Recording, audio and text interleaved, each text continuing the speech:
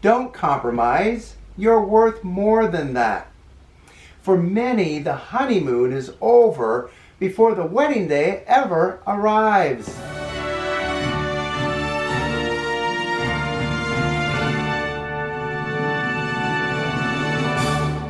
Why living together before marriage, popularly referred to today as cohabitating, is not only a bad idea, but an unbiblical concept.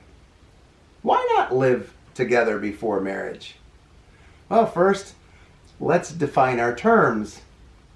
Living together as a couple with the full marital privileges of a husband and wife without being married, and yes, that includes sex.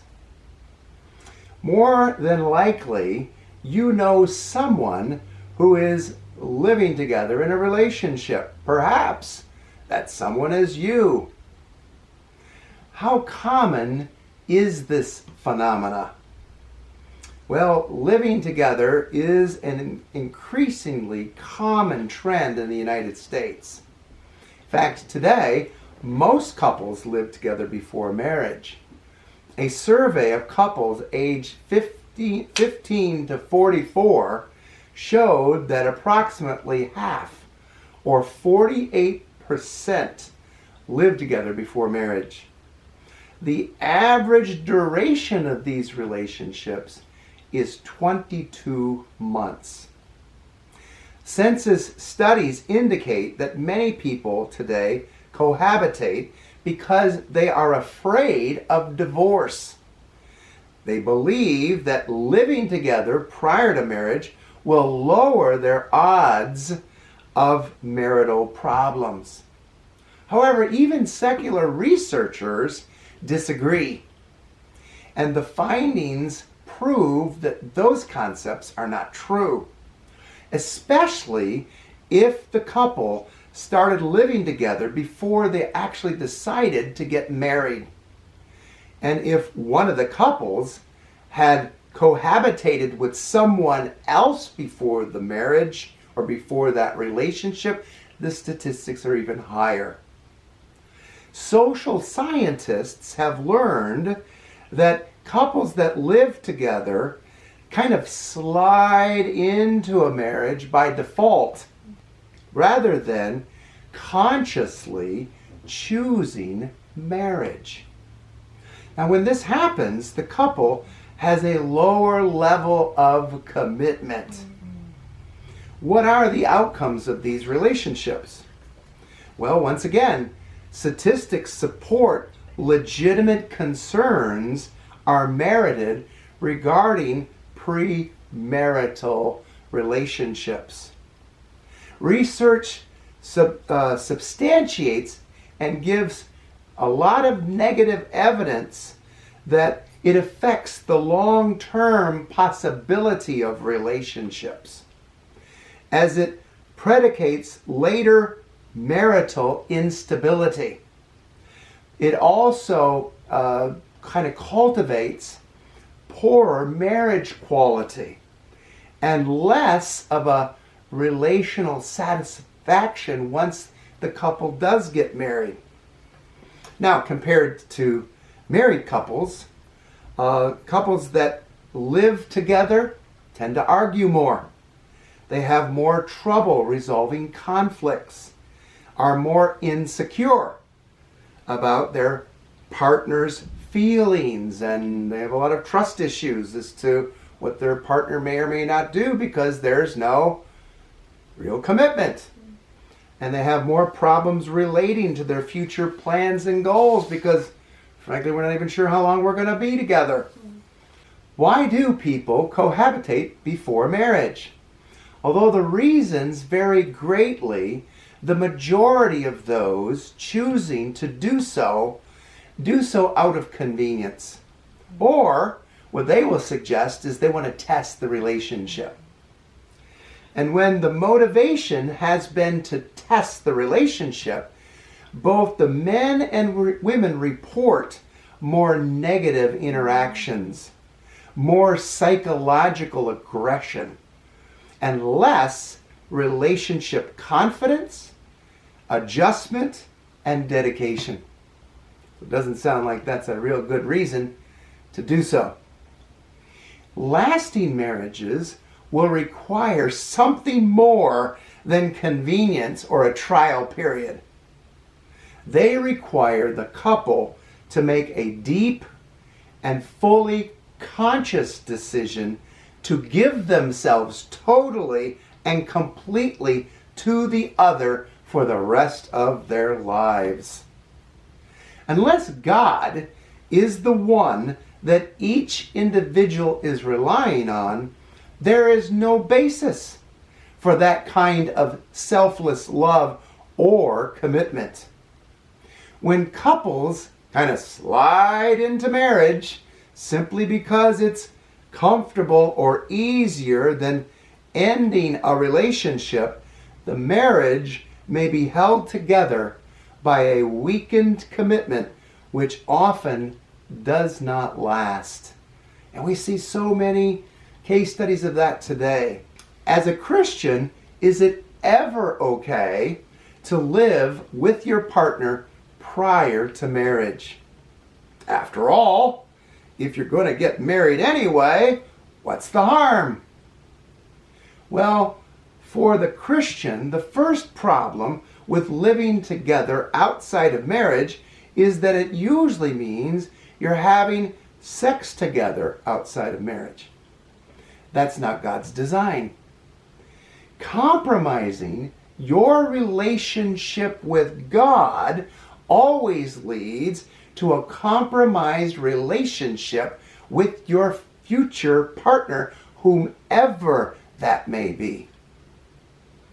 Why premarital sex is sin? Well, all you do is look in the Scriptures. Scriptures reveals God's intent and God's purpose for sex and declares that the sexual intimacy outside of marriage between a man and a woman is sin. You see, sex creates a strong bond between two people. And that's perfect. That makes perfect sense if it is designed for marriage, where you're already fully committed to staying together. But if you're just living together, you have no true commitment, you're actually avoiding true commitment, or you already gotten married in the first place. The strong bond of sexual union can interfere with your decision-making process. It is easy to lose one's objectivity in the pleasurable experiences of sexual intimacy. So that bond then works against you, and it can keep you in a bad relationship longer. And if you do break up, the pain is much worse because you've given yourself away. You see, the beauty and the intimacy of sexual intercourse is a holy union. A one flesh is intended for a husband and wife marital relationship, which has been ordained by God for physical pleasure of the marital relationship, not to mention procreation. But marriage is more than sex and sexual fulfillment. Sex should always be reserved for marriage, that we do not defile the marriage bed. Cohabitation no more prepares you for marriage than play acting roles as kids did prepares you for a lifelong commitment to selfless love for your marriage partner.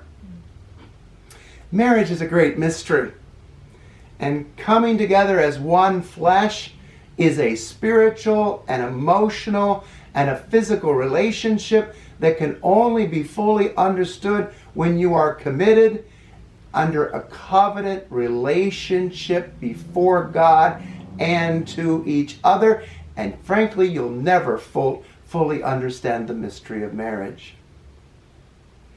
It might be asked, then how do we get to know our partner if we don't first live together? Well, the primary purpose for courtship is to prepare you for the serious potential of marriage. And if you haven't watched my video on the difference between dating and courtship, I strongly suggest that you do. While getting to know each other is important, reserving sexual intercourse for marriage is extremely important if you want that marriage union to be a healthy one. You see, it's during this courtship relationship where you talk about your dreams and your goals, and you learn how each other relates and thinks about a wide variety of things, including each other. The truth is, you will never stop learning about your spouse even after you get married. Saying that you must live with someone to know if you are compatible is a false premise and compromises God's purpose for marital unity.